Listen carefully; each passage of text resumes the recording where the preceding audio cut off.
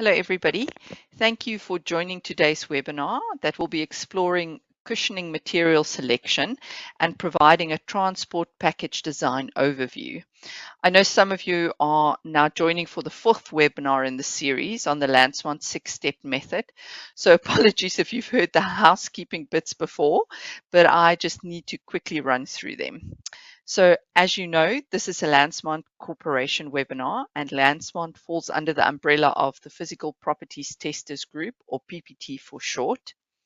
The PPT group consists of various expert brands specializing in physical properties testing solutions, encompassing areas like tensile and compressive strength, torque testing, textile analysis, and real-world dynamics such as shock and vibration. The other companies within the PPT family are McMesson, James Hill, and Telluris. If you want to know more about the group or the individual brands, you can visit the PPT site and also explore the content and on-demand webinars our brands have available there.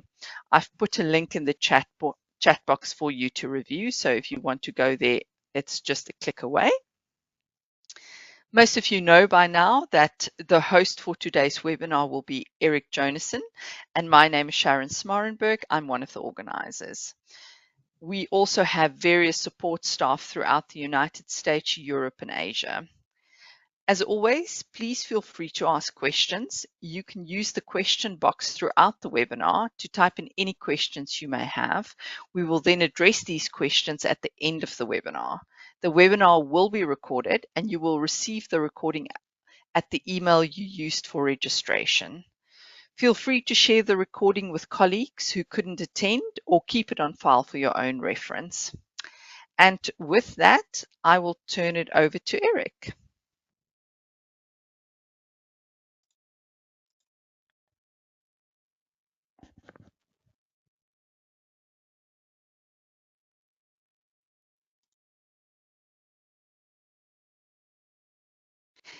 Eric, sorry, I think you're on mute. Yep, I'm sorry. Can you hear me now? Sorry. Yes. Microphone technology.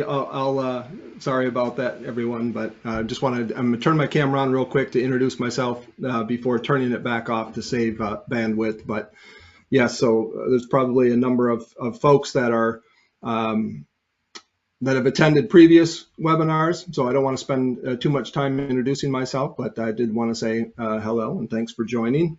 And I will also try to make sure that I'm using a laser pointer this time on PowerPoint to try to highlight things to make things more visible as I move forward. I do have a number of videos in the presentation. We realize from presenting a number of these webinars that sometimes that the bandwidth is an issue with the videos, but we'll be able to in the recording. Once the recording is made available, what I do is I splice the high quality video on top of that recording, so it will be part of the recording, our on-demand webinar content, which will be circulated to all the attendees after we're done. And I'll be able to do that quickly after this session occurs. So thanks for your willingness to participate and listen. I appreciate that very much. And I am going to be talking about cushioning material selection and transport package design, but I'm going to be completely transparent as it relates to that. I am a packaging graduate from long ago. So I did graduate from Packaging University, but I'm a shock and vibration measurement and analysis person, throughout my career, one way or the other. So in this whole process, when it comes to this specific step, most people probably that are participating in this webinar probably have more experience with package design than I do myself. My history associated with package design is more with the evaluation of how well it works, and that's not from just a kind of pass-fail perspective, but really analytical and kind of quantitative assessment of packaging performance. So I'm going to give you my take, and it's specifically when we talk about cushioning material selection as it relates to transport packaging design. My take's going to be as it relates to shock and vibration. So thanks. I'm going to turn my camera off now, and so I save bandwidth, and we'll move forward.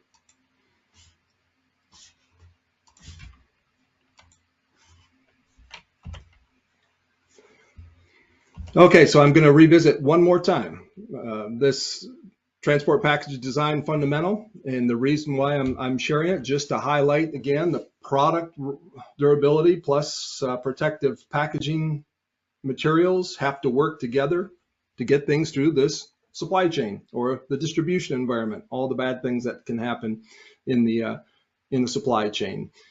And last webinar, we talked about the product side of things, product fragility, both from a shock and vibration perspective. But what we're going to now kind of shift gears and focus on is packaging, and really from the protective characterization side of things in terms of shock and vibration.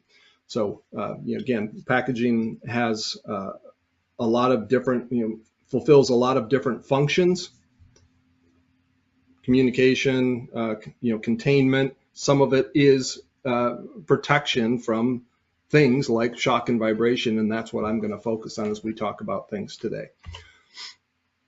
So, quite frankly, even recently in conversations about packaging, when we talk even about sustainable packaging, the question that I would pose to many people is, if I've got a product, do I even need a package, right? And so yes, I've shown this type of a chart before, but you have all this bad stuff that is out there in the supply chain or distribution environment: shock and vibration, temperature, humidity, atmospheric pressure. But if you have a really robust product, do you need packaging? Do you need it from a shock and vibration mitigation perspective? You might need it for other functions and purposes, but do you need it for shock and vibration?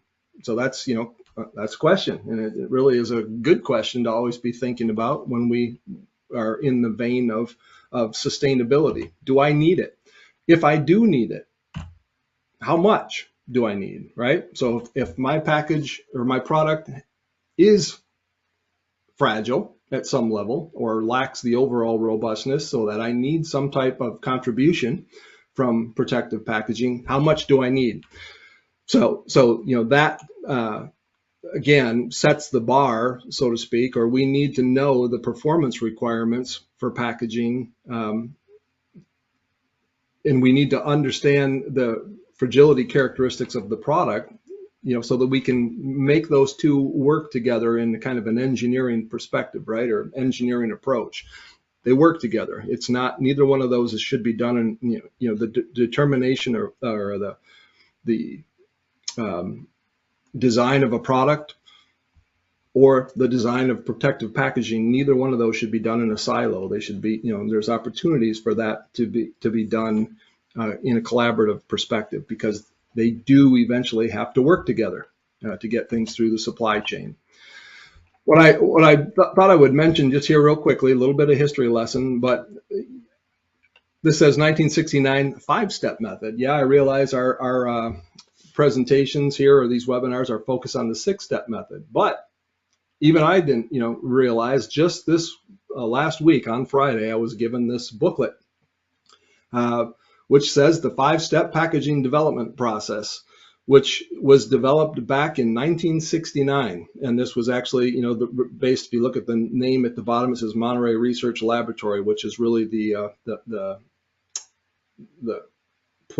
company where Lansmont started in Monterey, California, back in 1971. The predecessor to Lansmont's formation was a company called Monterey Research Laboratory, and they had a 5-step packaging development program. And it's basically very similar to the 6-step method. There's just, if you look at the steps there, there's one missing, and it's between, right after determined product fragility or determined fragility. The one that we slot in there as part of the 6th step is product improvement feedback. Basically says once you know how durable your product is, make it more rugged.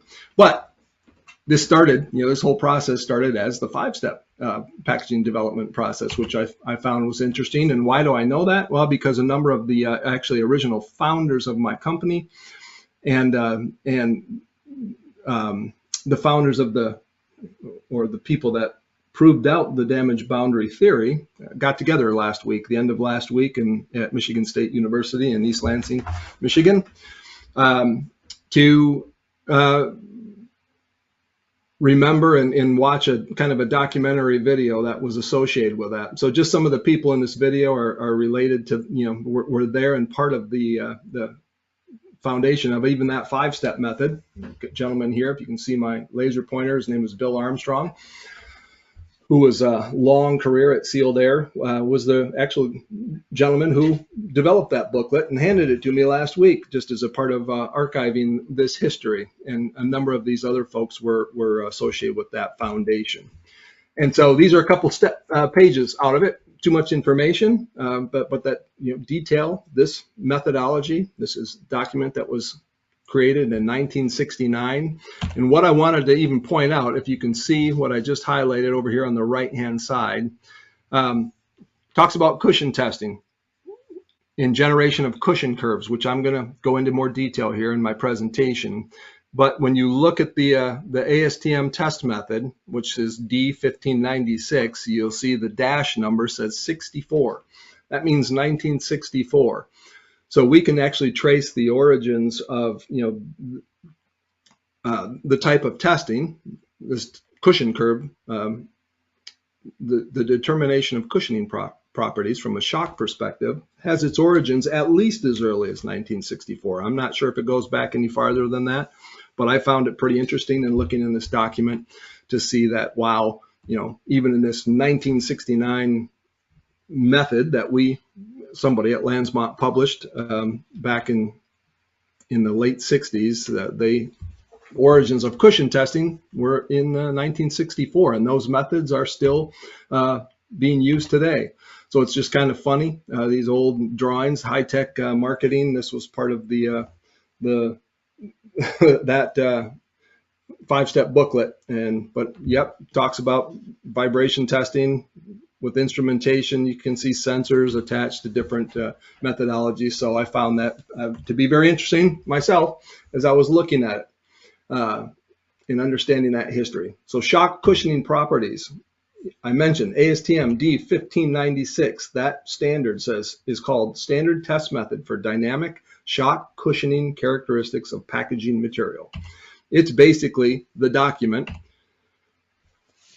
that lists the actual procedure for how you go about generating what are called cushion curves, which are basically the specifications that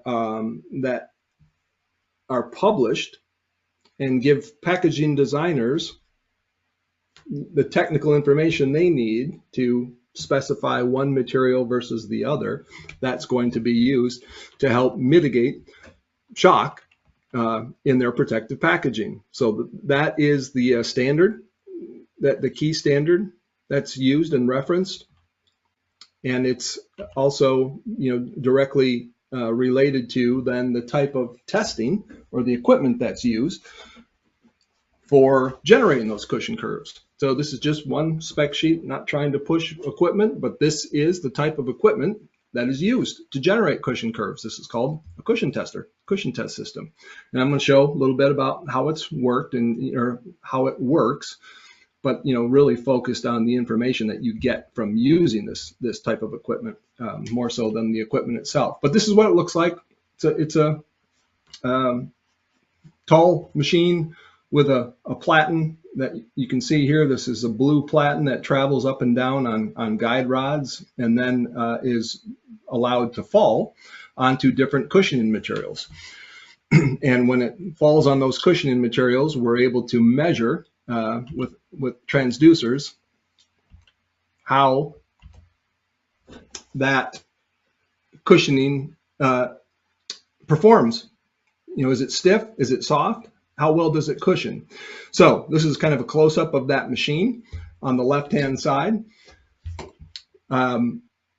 And so this is this platen that moves up and down on these guide rods and eventually is allowed to fall, free fall, down onto different types of cushioning materials. And when it hits, we have an accelerometer, a sensor that's mounted to the platen itself, and that records the severity of the impact in terms of its acceleration versus time waveforms. And what we get from that information basically is if we know the weight of that platen, this blue platen, and we know the area of the cushioning material that we're dropping onto, we can determine different static loadings, right? So in this example, that blue platen on the left-hand side without any other weight attached to it weighs 12.8 pounds. And if we test an 8-inch by 8-inch cushion, sorry for the English units, but if we do test an 8-inch by 8-inch cushion, that's 64 square inches. Now, if I do the math on that, the static loading is 0.2 psi. So when we generate these cushion curves, which is what you're seeing over on the right-hand side, we generate those in terms of the y-axis is acceleration, and the x-axis is in terms of static loading, or psi. So what we do is we can drop this platen with different weights, not only with just the platen itself, but we can attach more and more weight to it to change the static loading, and we can actually go lower. We can change out this platen entirely to a very light one, so we can cover a wide range of static loadings that we use to generate these cushion curves themselves. And this is what the machine, so this is going to be a video. I apologize again if it's jerky, but don't worry, because the video that I will post shortly thereafter on our on the recording will be good high definition quality. But this is just wanted to give you an idea of what this equipment looks like when it's in operation.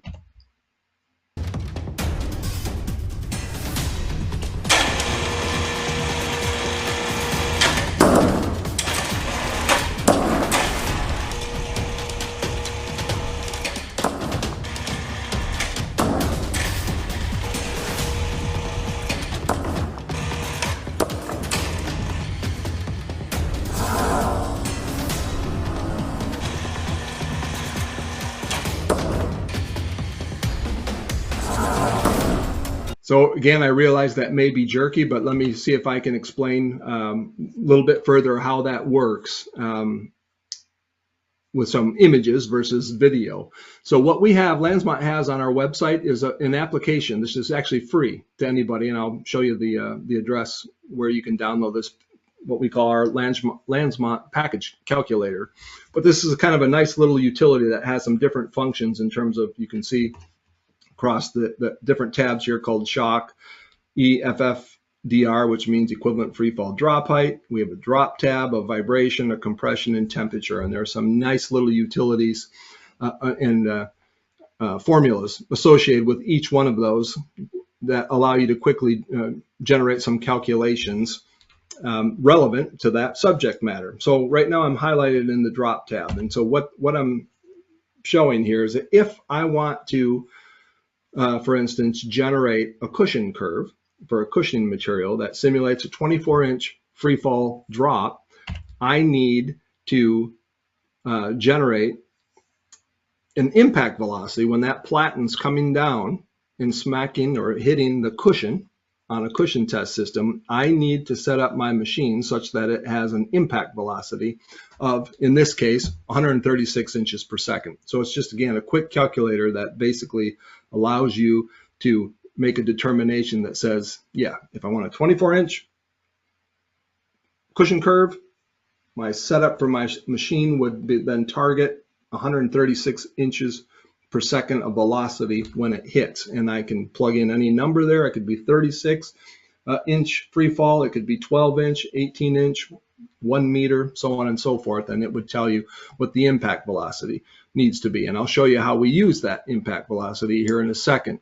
But for what it's worth, the web address on our support page on the landsmont.com/support page. If you scroll down to the bottom, it says Packaging Dynamics Calculator Software. So that's where you could actually, click and download this application. I recommend it. It's a nice tool. A lot of simple little calculations that can be generated from that, and not just in terms of drop, but shock and vibration, compression formulas, temperature conversions or calculators. So feel free to go ahead and download that if you would like.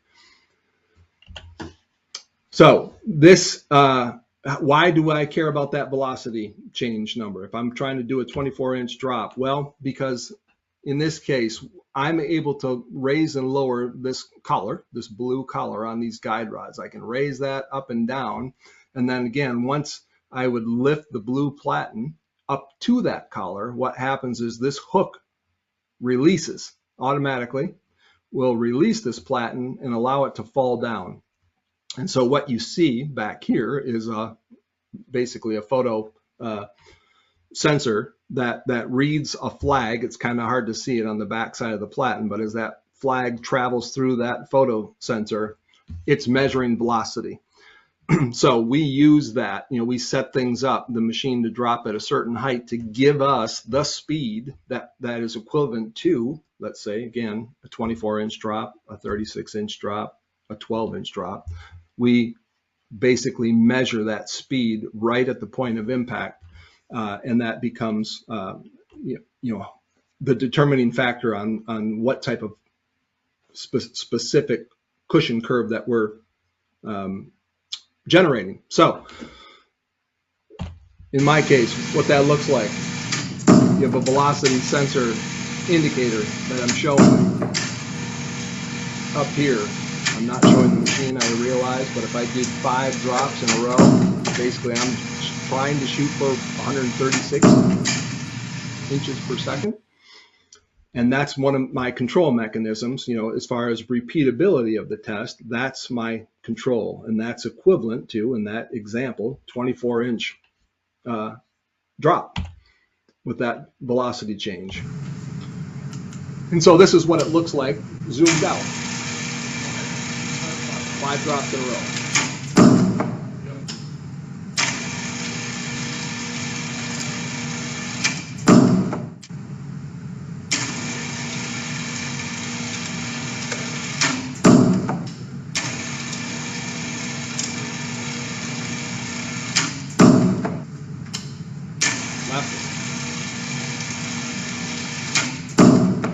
Again, I realize that's not super exciting stuff. Apologize for that, but that's how you perform that test.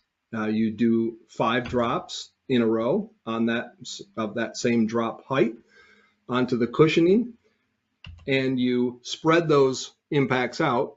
After you take 1 minute in between each one of those impacts to allow the cushioning to recover in between before dropping. And what you do is you basically use shock data acquisition to measure the cushioning characteristics. So in this case, this is from our test partner data acquisition system.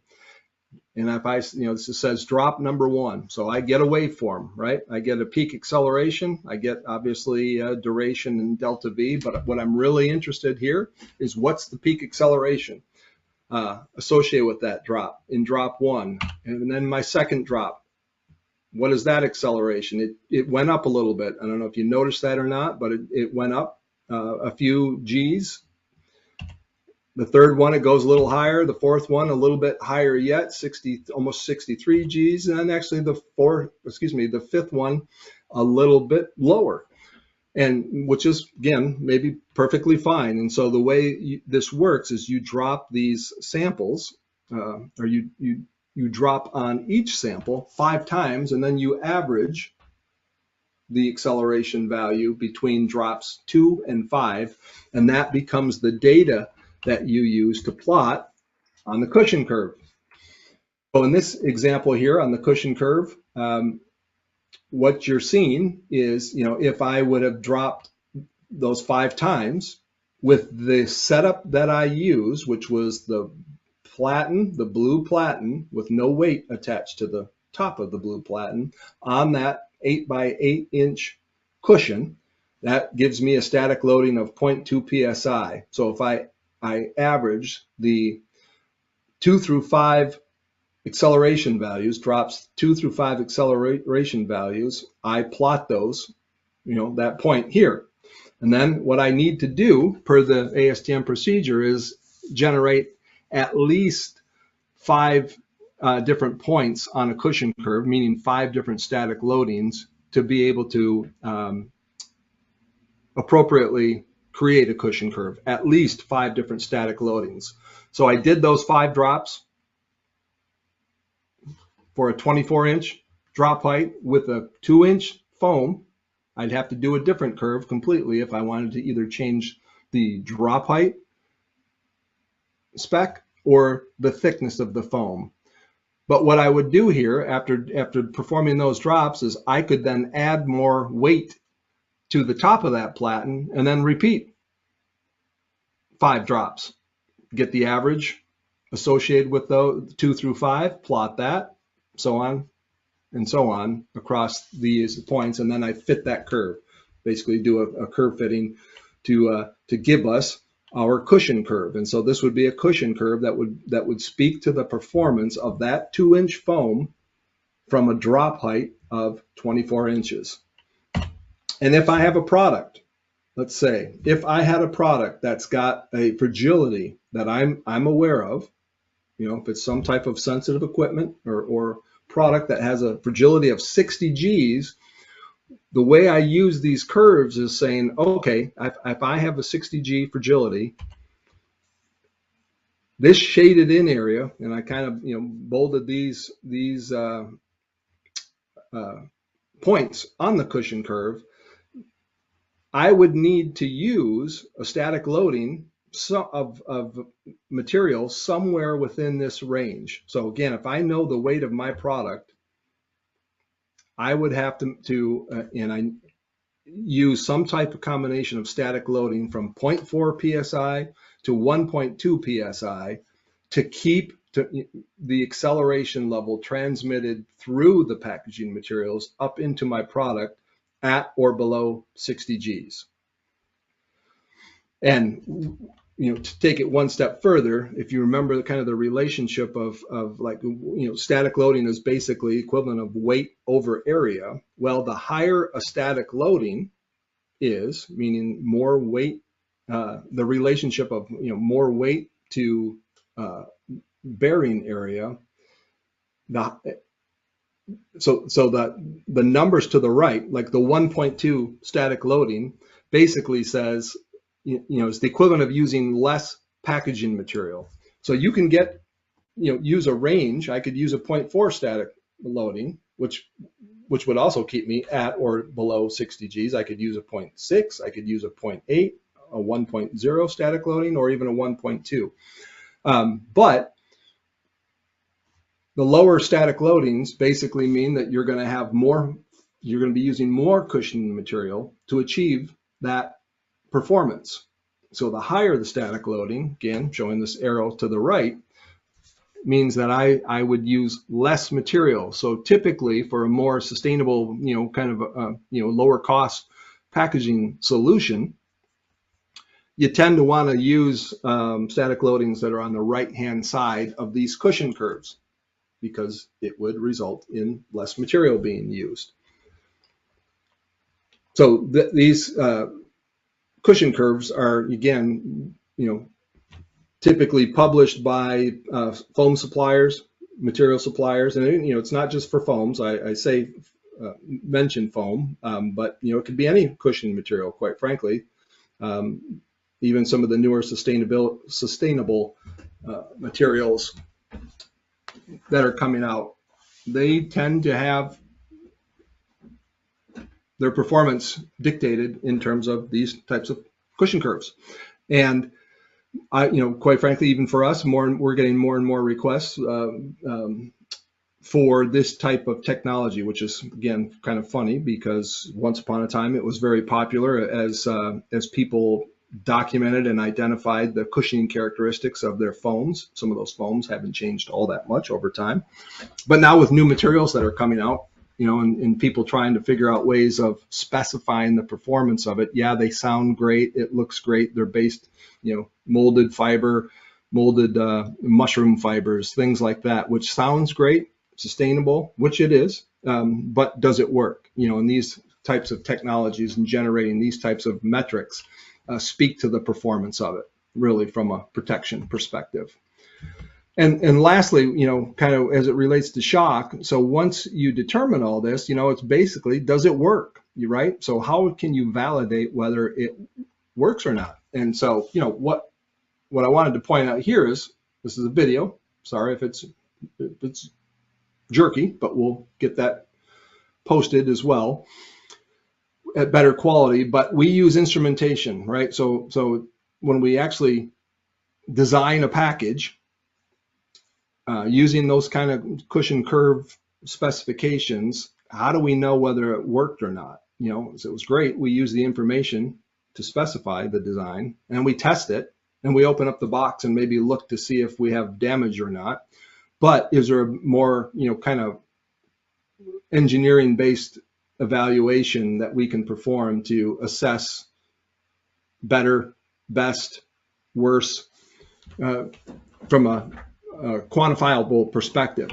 And so what I wanted to point out is there is actually even an ASTM test specification. In this case, it's called 6537, long name, standard practice for instrumented package shock testing for determination of package performance. A lot of words there, but basically another document that exists that speaks to how you instrument things, how you would place accelerometers in and around products or packaging,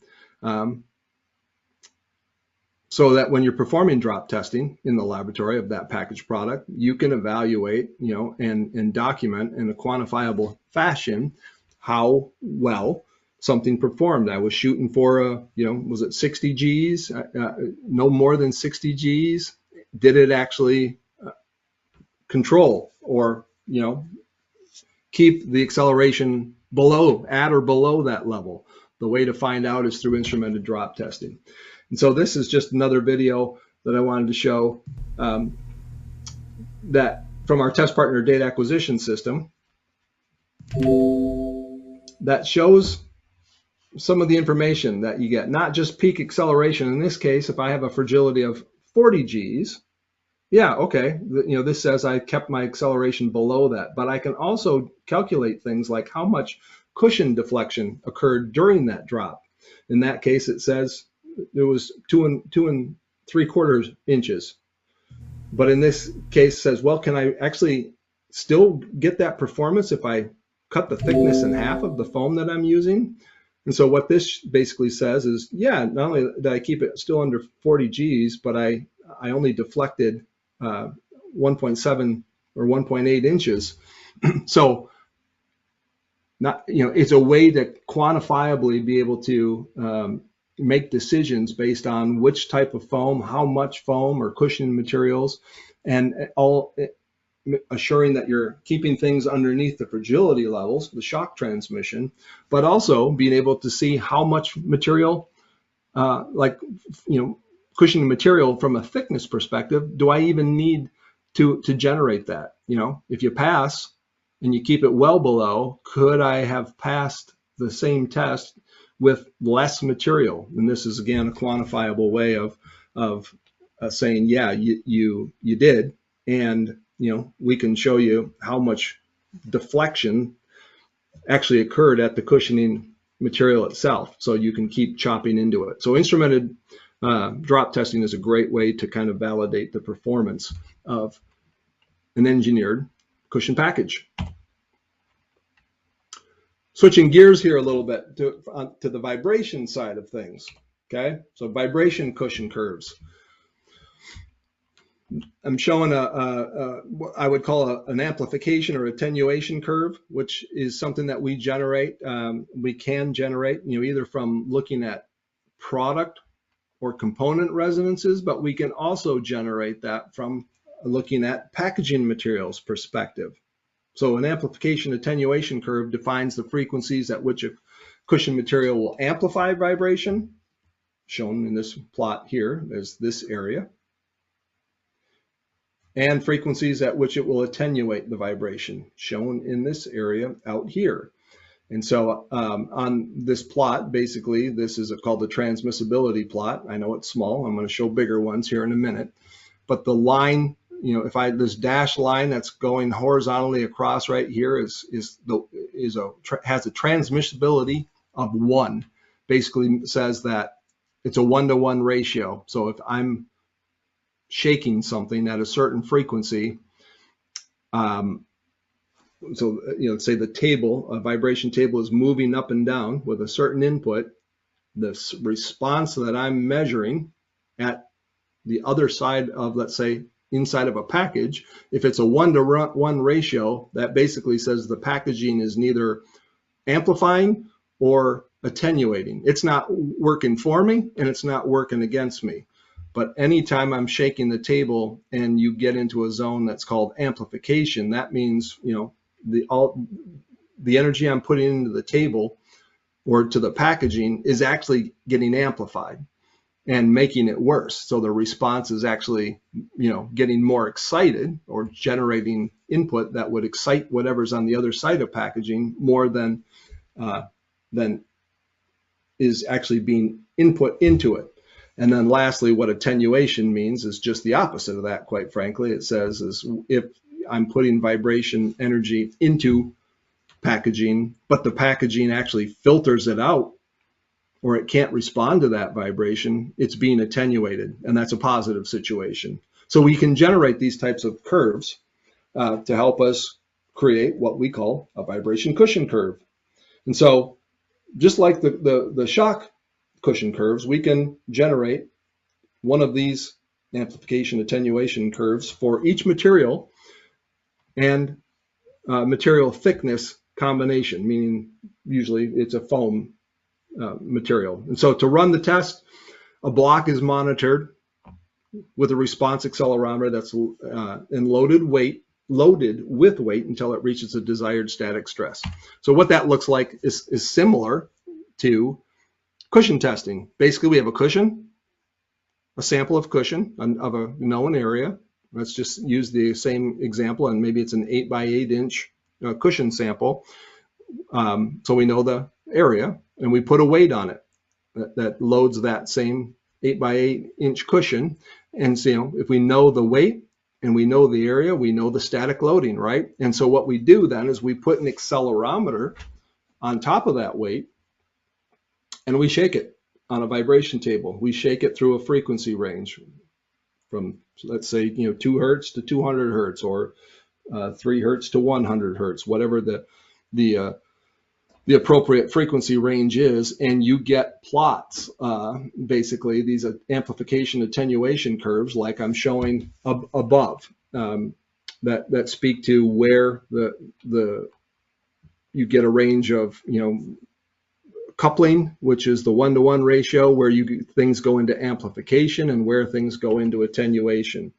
And it's the same idea here as we would, for a given cushion, we would perform that type of testing with 5 different, let's just say 5 different weights on top of it, which is the same as saying 5 different static loadings to generate what we call then these vibration cushion curves. And so what does that look like? Okay, so this is real data from a vibration system.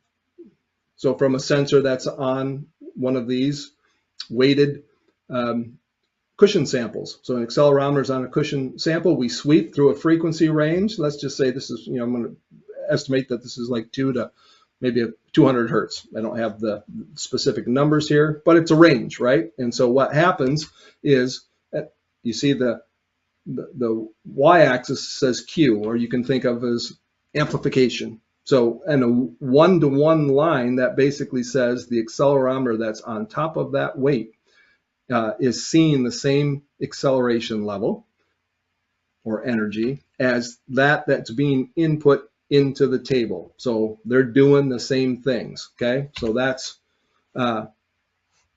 what we're showing there. And let me just jump back a little bit. Anytime that the line goes above the one-to-one level, there's amplification going on. And so as you get into a point of where the natural frequency is or the resonance associated with that mock-up, the weight over the area, you get this kind of well-defined peak. So this whole area here is considered to be the amplification zone from here to here. And then what happens after things go into amplification, they start heading in the other direction. They start becoming attenuated.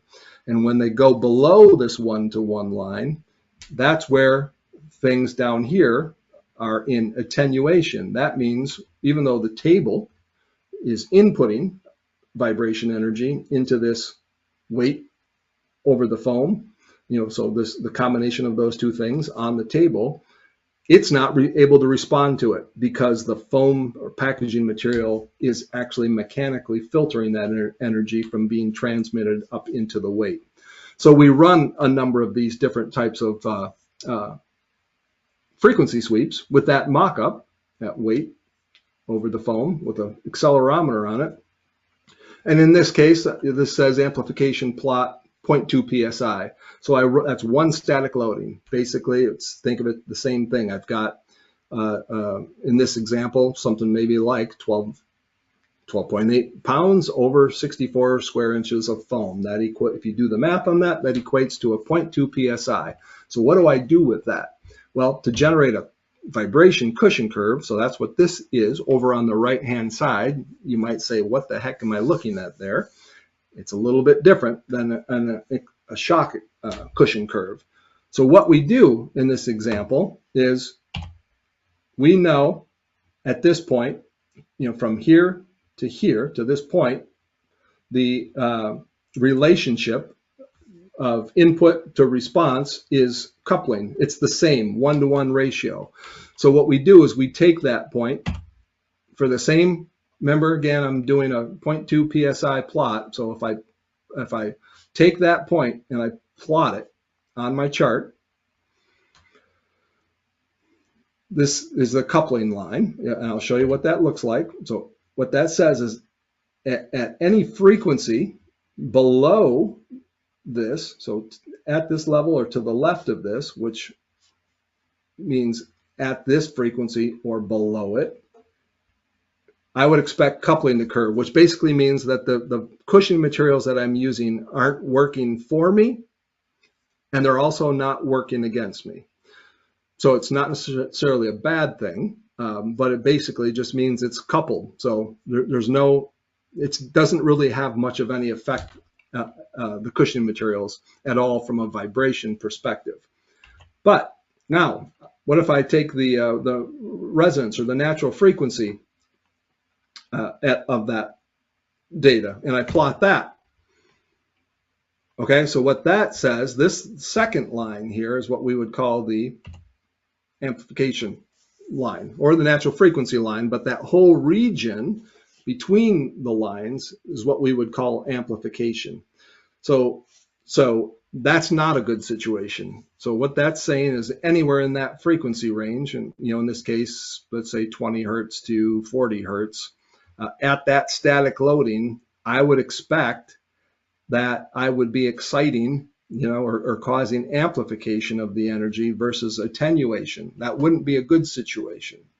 And lastly, if I plot this point where it goes into attenuation, anything above that point, meaning to the right or higher frequency, meaning so if you could, the hard thing about trying to view this is, and unfortunately I haven't figured out the right type of animation, but if I could put this in terms of 3 dimensions, if I could turn this plot, rotate it 90 degrees, you can see again, if I laid this on top, so this point is here, this point is here, this point is here. If I was able to spin that 90 degrees, you can understand how things get transferred into this type of a view.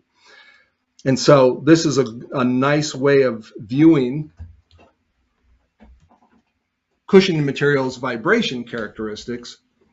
so that I can pick and choose the proper static loadings to help me versus hurt me from a vibration energy transmission perspective. So what that says, it's like in this case, all right, so what I just drew a red dashed line there. If I had a product in this case, or a component in my product that has a natural frequency of 35 hertz, I would not want to use something that has a static loading of, say, 0.2 or 0.4 psi, because if I did, I would expect that that type of a configuration would cause me to have amplification issues. So what would I use? Well, how about any of these? What about a static loading of 0.6 all the way upwards of 1.6? If I use a static loading in that range at 35 hertz, I'm guaranteed to be attenuating vibration energy. It would be helping me. So it's a, again, a quick way of looking at things to say, based on static loading and knowing something about the critical frequency or the natural frequency of my product, is this going to help me or hurt me? Or can I pick the right kind of static loading that's going to help me? Obviously, you want it to help, not hurt. And it's, and so this is looking from the vibration side of it, but obviously you can combine that with how you're looking at things from the shock cushion curves. You're picking static loadings that hopefully help you, are going to help you in shock, in terms of shock attenuation, but also in terms of vibration. Sometimes one may work better for you than the other, and sometimes it's important to understand, is my product more susceptible to shock or vibration? Can you pick or differentiate or give priority to one versus the other? And quite frankly, sometimes maybe the same static loading is going to help you not only in terms of shock, but also vibration. But there is a method to how you both generating these types of shock and vibration cushion curves, and then how you read that data, or that information within those curves to help you target the right type of cushion package design. So the last thing I wanted to show here real quick is just some real world stuff that I have actually been involved in with creating or evaluating, helping a customer with testing and design of what we would call a cushion deck. So this is, and when I say cushion deck, think of a very big piece of equipment that be shipped on a pallet, and that pallet, one way or the other, would have cushioning incorporated into its design to help isolate vibration from going into that whatever product is loaded on the pallet. So this is a product. I realize it's a small picture on the top of the screen, but believe it or not, that's a very big product. So what that is that's a piece of scanning equipment that would be used in airports to look at baggage that's being checked onto airlines. So it's a scanning, it's a big tunnel that's about 100 inches long, maybe 60 inches wide, very heavy, and it's got obviously sensitive pieces of equipment inside it, imaging equipment, rotating equipment, which means it's got bearings associated with it.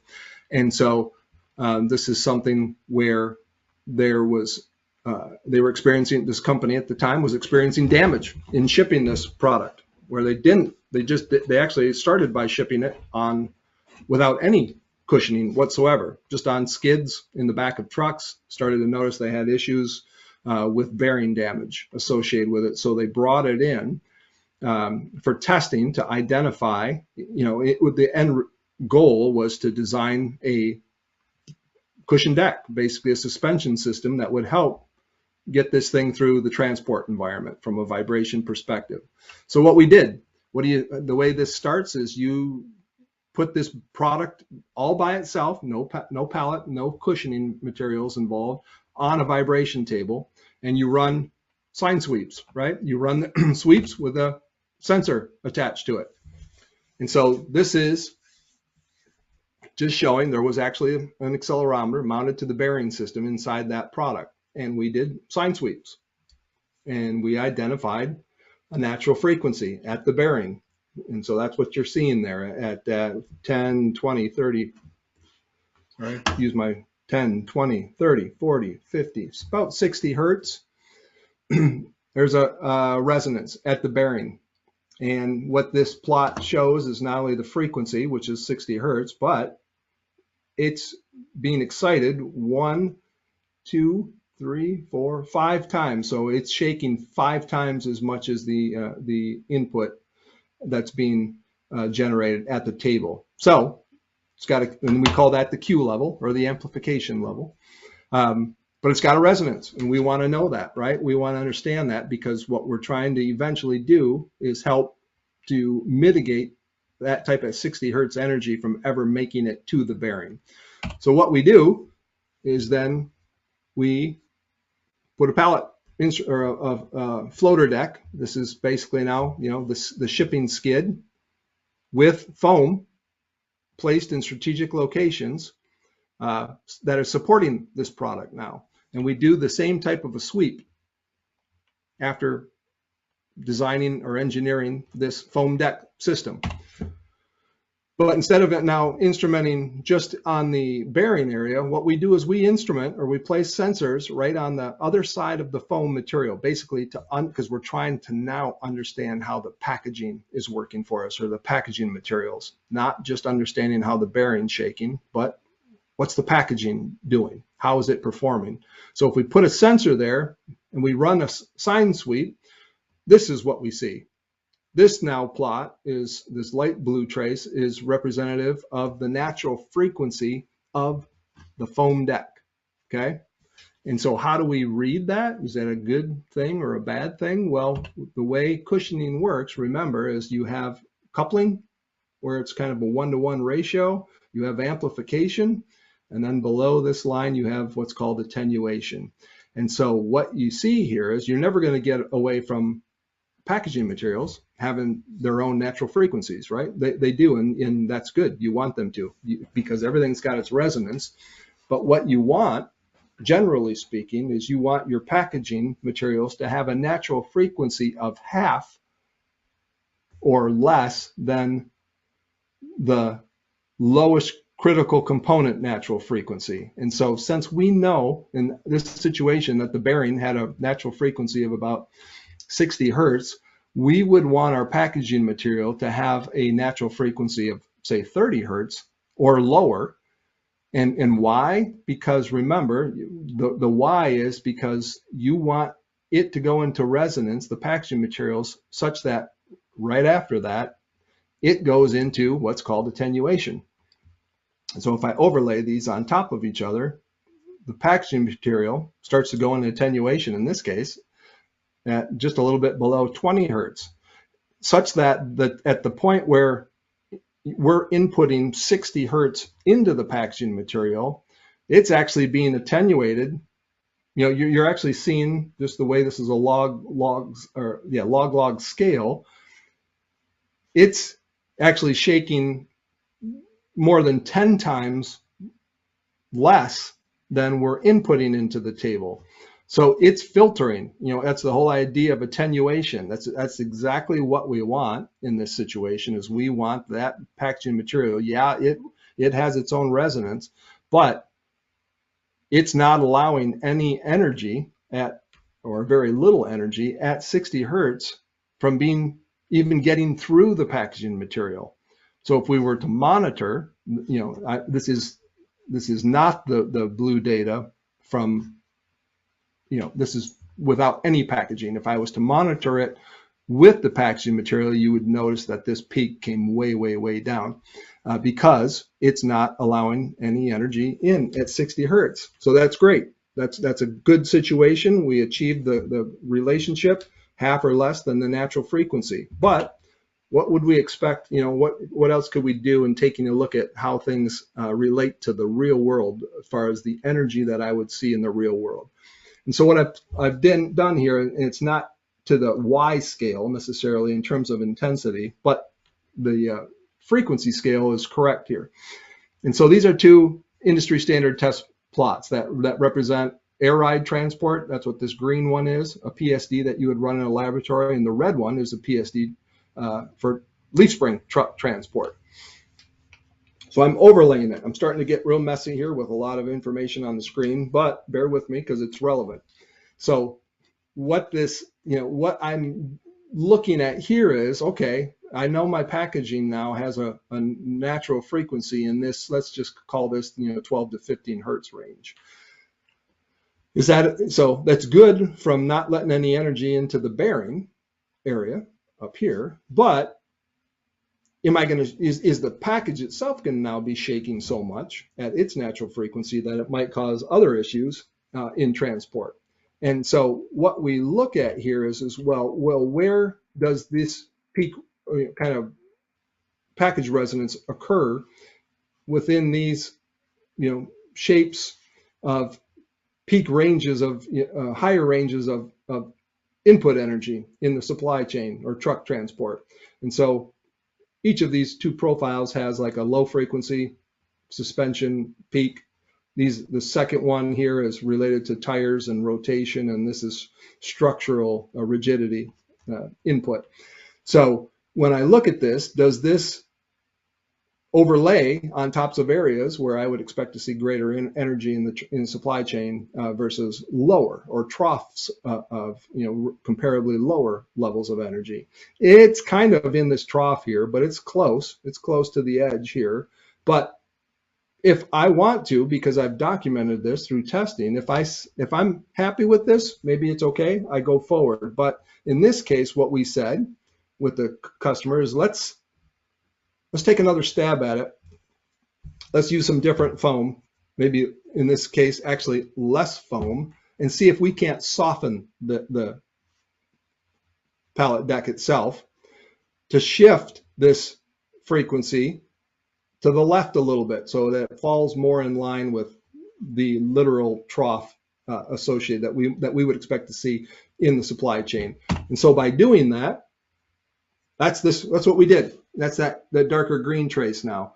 Realizing that's a lot of data on the screen, but by doing so, even though we only shifted the natural frequency of the package, plus or minus, or excuse me, lower a couple hertz, we sent it right down into the region where we wouldn't expect to see lots of input at all from the supply chain. We can't avoid energy when things are moving in a truck.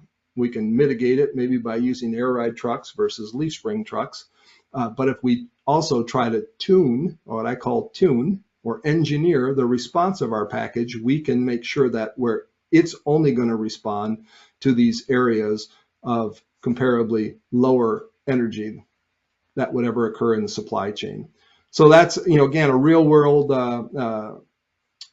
project that I worked on. I realize there's a lot of information on the screen, but I think I think it does is it shows how that whole process of identifying natural frequency, critical natural frequency in your product, designing a packaging system so that it attenuates vibration, not allowing it into the product at that frequency, and then trying to tune the packaging resonance so that it is in these areas of lower energy, supply chain energy in transport.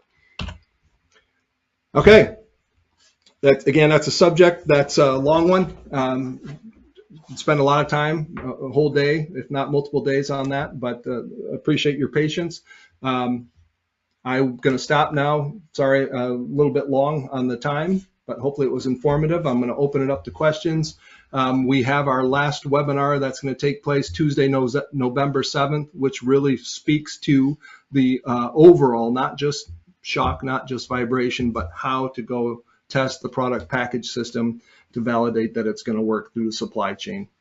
And with that, I will be happy to entertain any questions if you have them. Feel free to also reach out to me directly. Thank you so much, Eric.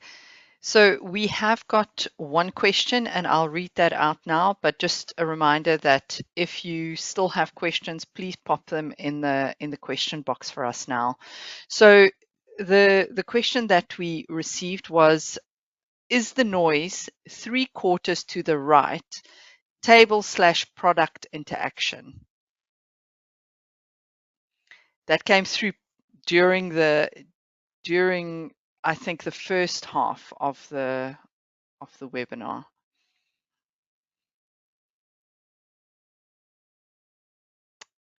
Eric, you're on mute. Sorry, Sharon. I'm tried to mute when you're talking. Yeah. No problem.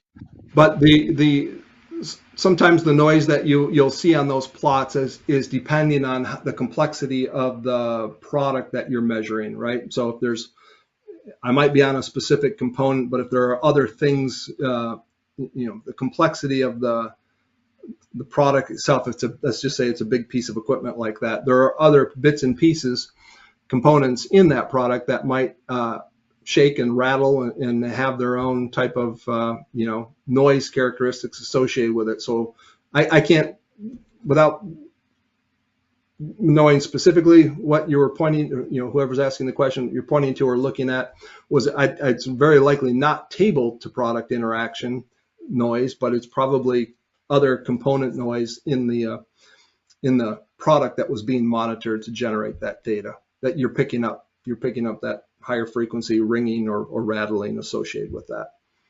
He has actually clarified it. He said it was on the slide that showed the isolation curve. Okay. I still don't, I guess, necessarily know. So whoever it is, if they want to, you see my email address there, I'd be happy to go back and forth with that to try to answer that more clearly.